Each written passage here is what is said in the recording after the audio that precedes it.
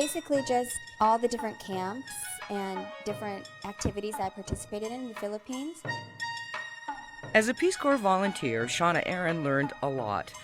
For one, any day in the Philippines is reason to party, and the main dish at any true party is something Shauna was, at first, reluctant to eat.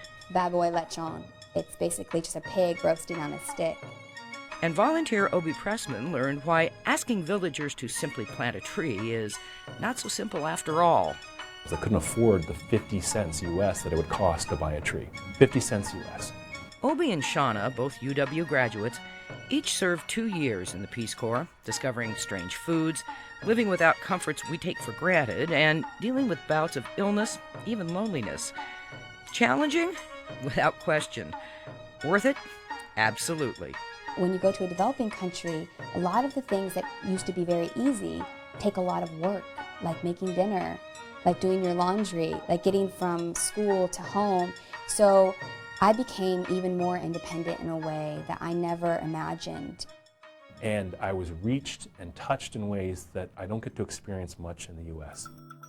The way that people interacted with me and befriended me was it was really raw.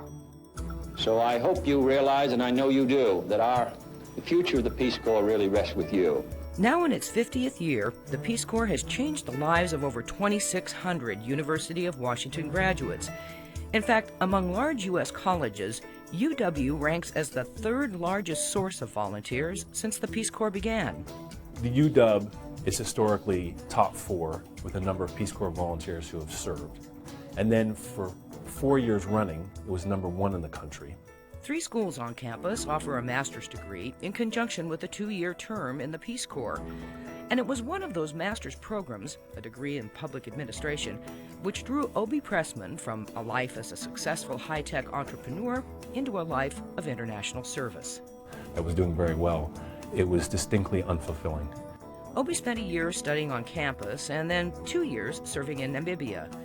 During that time, he helped local artists and businesses expand their markets and devised a way to get free Arbor Day trees to villagers unable to afford them. And when he first arrived, the village annually planted only a handful of trees. And I said, hey, this is great. You're planting some fruit trees, but why aren't more trees being planted? Do people not want to plant these trees? And they said, no, we would plant the trees, but we can't. By soliciting donations from friends back home, Obi offered free saplings to anyone willing to dig a hole and care for a young tree. In his final year, the plan paid off. And that year, we planted more than 2,100 trees. And I remember there was someone who said to me, when we see these trees in 10 years, everybody's going to think of you, and we're going to call these Obi's trees. We're not allowed to go to Mindanao. For Shauna Aaron, the rewards of Peace Corps service are part of family lore. Her dad, as a young man, served in the Peace Corps, but Shauna's decision to follow his lead happened only after she studied abroad while completing a degree in international studies. Assigned as a Peace Corps teacher in the Philippines, she took on much more. The daughter of a deaf mother, Shauna put her signing skills to use working with deaf adults, giving them the tools to further their livelihoods and their rights.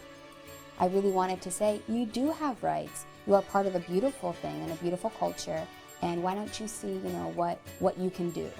And that was a really powerful part of my Peace Corps experience, working with that group of people. Shauna admits adjusting to life in the Philippines wasn't easy. As with every Peace Corps volunteer, there was the inevitable run-in with the runs. Everybody goes through it. Everybody talks about it. It becomes something that's funny. It's like, oh, how's your body today? Most Shauna and Obi say the good far outweighed any inconveniences. They made lasting friends and tangible differences in the lives of others and came to better know themselves. It is transformative. What people want, how people want to live. We all fundamentally want the same things. And that experience just made it so obvious to me that what I want to be doing with my life is working on that connection. Any kind of person can go as long as they're really prepared for doing something really out of the ordinary, being flexible, and willing to give.